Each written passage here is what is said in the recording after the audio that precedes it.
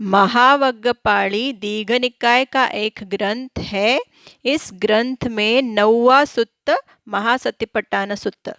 सुत्त में चित्तानुपස්සना का पाठ पढ़ते हैं। कथंच पन भिक्खवे भिक्खु चित्ते चित्तानुपस्सी विहरति।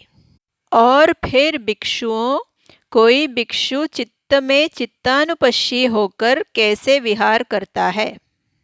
पन शब्द का प्रयोग अनेक अर्थों में किया जाता है। यहाँ इसका अर्थ है फिर। कथंच में 2 शब्द जुड़े, कथं और च माने और, कथं माने कैसे, तो जोड़कर पढ़ेंगे कथंचपन और फिर कैसे। इध भिक्खवे भिक्खु सरागं वा चित्तं सरागं चित्तन्ति पजानाति। वीतरागं वा चित्तं वीतरागं चित्तन्ति पजानाति। यहाँ कोई भिक्षु चित्त राग युक्त होने पर भली प्रकार जानता है कि चित्त राग युक्त है, अथवा चित्त वीतराग होने पर भली प्रकार जानता है कि चित्त वीतराग है।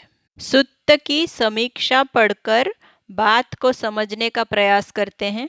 यहाँ यह समझना आवश्यक है कि चित्त की अनुपश्यना चित्त की कल्पना करने से नहीं की जाती है, बल्कि चित्त में समय समय पर जो कुछ जागता है उसे ध्यान में रख कर की जाती है।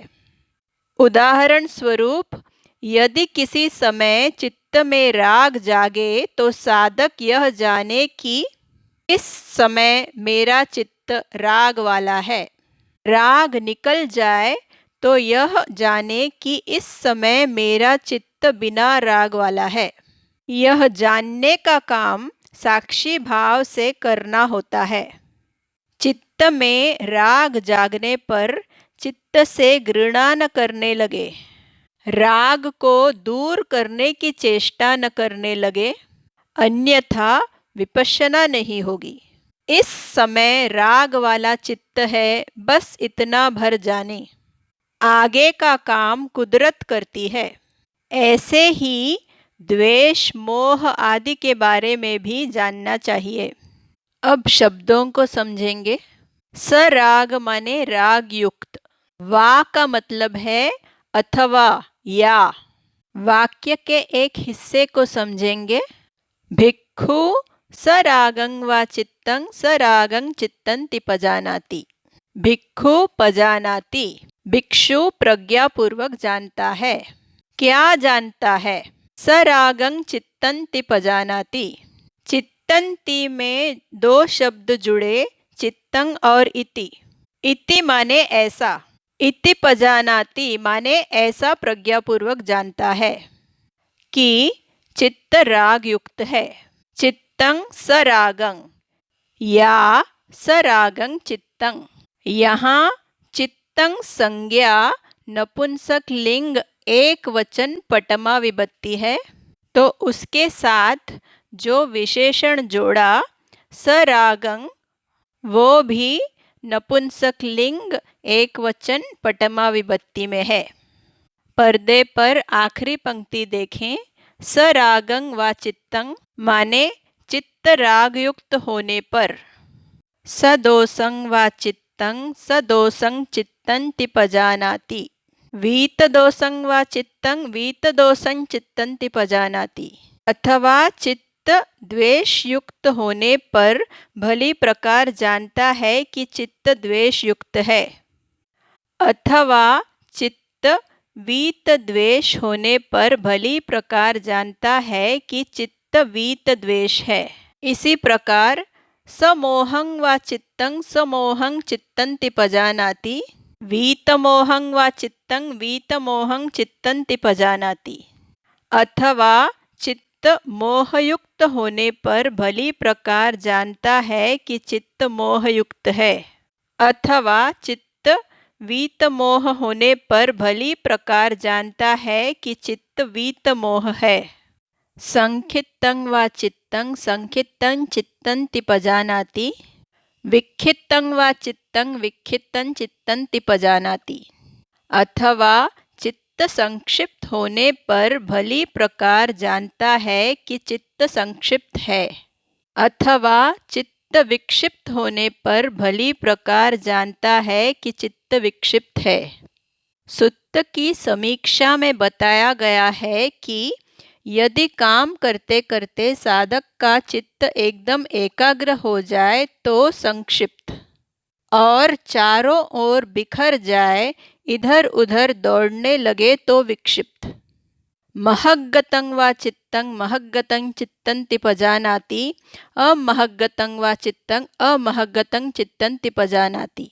अथवा चित्त महग्गत होने पर भली प्रकार जानता है कि चित्त महग्गत है, अथवा चित्त अमहग्गत होने पर भली प्रकार जानता है कि चित्त अमहग्गत है। बात को समझने के लिए महासतिपट्ठान सुत्त भाषानुवाद एवं समीक्षा सहित नामक पुस्तक पढ़ते हैं।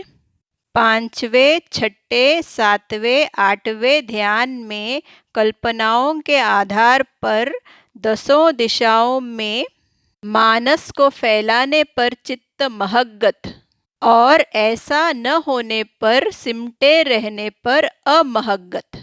स उत्तरं वा चित्तं स उत्तरं चित्तं पजानाति, अनुत्तरं वा चित्तं अनुत्तरं चित्तं पजानाति। अथवा चित्त स उत्तर होने पर भली प्रकार जानता है कि चित्त स उत्तर है, अथवा चित्त अनुत्तर होने पर भली प्रकार जानता है कि चित्त अनुत्तर है। अनुत्तर शब्द का अर्थ शब्दकोश में बताया गया है सर्वोत्तम, जिससे बढ़कर कुछ नहीं। समीक्षा पढ़ते हैं। जिसे अभी आगे की अवस्थाएं प्राप्त करनी है, ऐसा चित्त स उत्तर, और जो ऐसी अवस्था पर पहुंच गया जिससे आगे जाने को कुछ नहीं हो, वह अनुत्तर। आगे का पाठ। समाहितं वा चित्तं समाहितं चित्तं पजानाति, असमाहितं वा चित्तं असमाहितं चित्तं पजानाति। अथवा चित्त समाहित होने पर भली प्रकार जानता है कि चित्त समाहित है, अथवा चित्त असमाहित होने पर भली प्रकार जानता है कि चित्त असमाहित है। समीक्षा में बताया गया है कि समाधिस्थ है तो समाहित, और ऐसा नहीं है तो असमाहित। अट्ठक कथा में बताया है समाहितंति यस्स अपना समाधि उपचार समाधि वा अत्थि। समाहित माने वो जिसकी, माने जिस चित्त की अर्पणा समाधि अथवा उपचार समाधि है। असमाहितंति उभय समाधि विरहितं।